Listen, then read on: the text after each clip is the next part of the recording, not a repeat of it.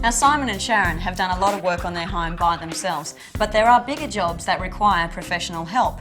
Now, lead dust from many different sources may have collected in your wall cavities and ceiling spaces over the years. So if you're thinking about removing these, the walls or the ceilings, you need to get professionals in to help remove the lead dust. Look, it's an extra step, but it will ensure that your home is lead safe.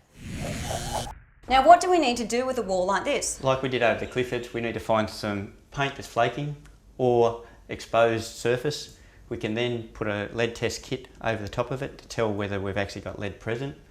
So what we do is we take it out, we'll snap it to mix the chemicals and give it a shake. I've never even heard of those before. Where do you get them? You get them from nearly all the hardware and paint shops. They've been specially designed with a chemical that basically it turns the surface red once you put it on. So if it turns red, that means that it is lead paint?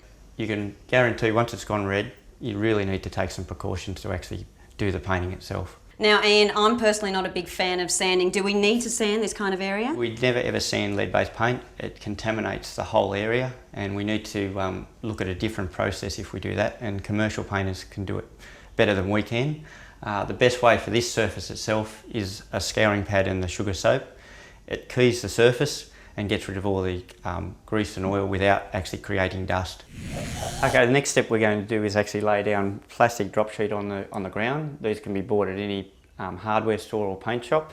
We're actually going to attach it to the top of the skirting board so that the water, if any, can run underneath.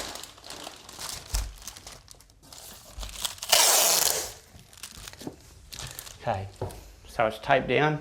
What we need to do now is just lay a towel down along the edge of the wall to stop or collect any of the excess water. First of all, I need to get some protective clothes on, so disposable overalls and rubber gloves. Okay, we're going to mix up the sugar soap now. Now the sugar soap's at a mixture of 2 cupfuls to a 5 litre bucket of warm water. Now what that's for is so that we can put it into a spray bottle. We get our scouring pad. You can use wet and dry sandpaper as well, but through years of experience we've found that scouring pads just do just as good a job. We actually then spray the surface. We start from the bottom and work our way up.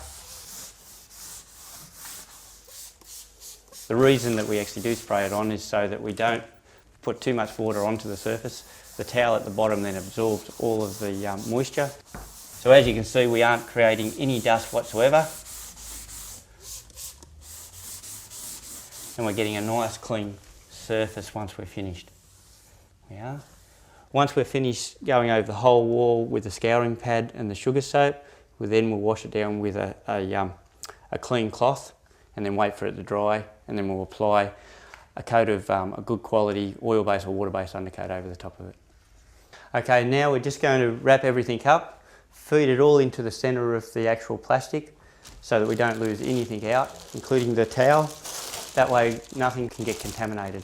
We dispose of that to local council regulations. Once we've disposed of all the remnants, we can basically paint it, and it's as simple as that. Now, we've dealt with lead paint removal where the paint is cracking or peeling, but this window is in great condition. It is still lead paint, however, and when you put it up or down, it creates lead particles, lead dust getting into your lounge room and getting near your kids, which you don't want. Now, you have 2 options here. You can repaint the entire window with unleaded paint, or simply get into the habit of wet wiping it on a regular basis.